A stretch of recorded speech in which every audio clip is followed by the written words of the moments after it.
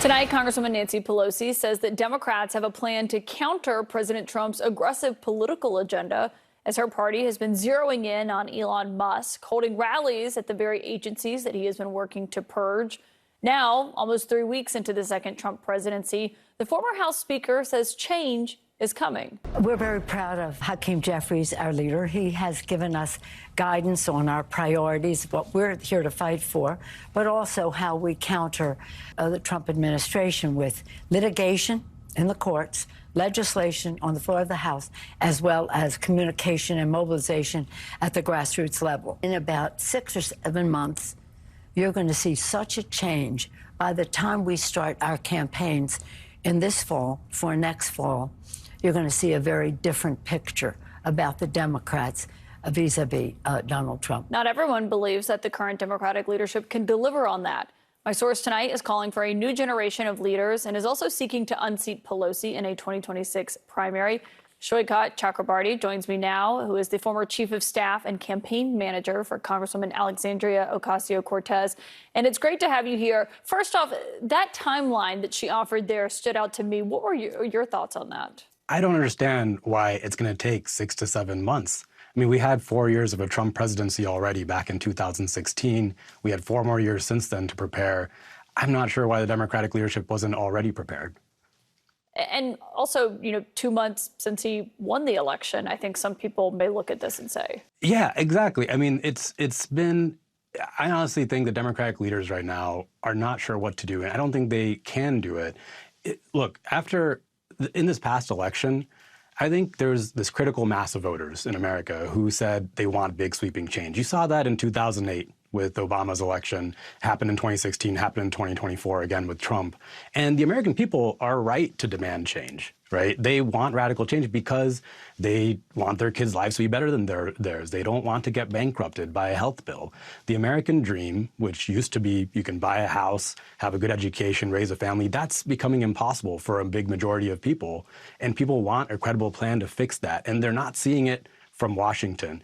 And so, after the election, I thought the Democrats would have kind of a come to Jesus moment. They'd regroup and realize they need to have a big vision for real change for people. But then I heard Nancy Pelosi on an interview with the New York Times say that actually the Democrats don't need to change, that everything's fine. And I just can't trust that same leadership is now going to be able to suddenly deliver change. I think the Democratic Party needs a whole revolution. And I'm not saying a revolution from the center or the left or the right, none of that.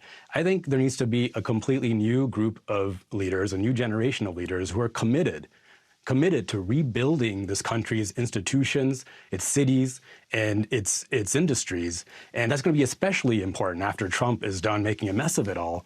And I just don't think the current leadership is going to be capable of delivering that message to America. And so what does that look like right now, in your view?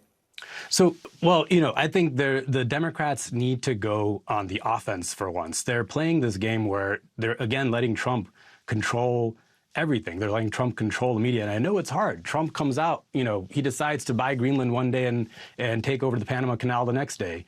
But the Democrats need to take a lesson from the way the Republicans do it. When the Republicans turned Hunter Biden's laptop into a story, a complete non-issue into a real story, they made Hillary Clinton's emails into a story. They unified the caucus. They all talked about it. They harped on it, and they went on the offense for months. And the Democrats, they need to do that. They need to unify. They're going after a million different messages right now.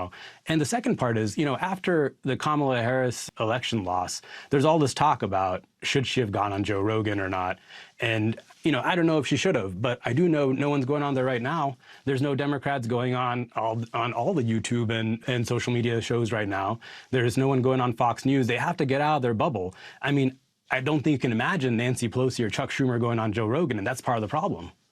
Yeah, well, and, we saw one Democrat today criticizing Trump in the prayer breakfast, even though, of course, we've seen President Biden and President Obama attend it in the past. But I want to talk about you, because you have said that you want to run a very different kind of campaign against Pelosi, who has filed the paperwork. She hasn't said that she is going to run again. But as you know, I mean, she's a powerhouse in your party. So how would you plan to defeat her in a Democratic primary Or Look, I'm not going to play the usual Democratic political games. I'm not going to be calling donors all day for money. I'm not going to be running around for endorsements because, yeah, she's the most well-connected Democrat in America. I'm going to go straight to voters. I'm asking people to go to my website and sign up for a Zoom call with me.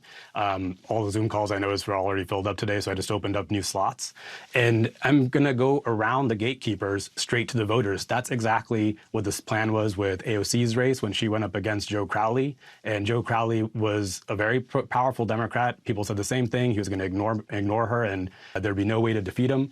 But it turns out that's just not the way, the traditional political gatekeepers don't have as much power as they once did. It's possible to reach voters directly now and to just do democracy the way democracy is meant to be done. we will be watching it closely. Shoykat Chakrabarti, thank you so much for your time tonight. Thank you very much.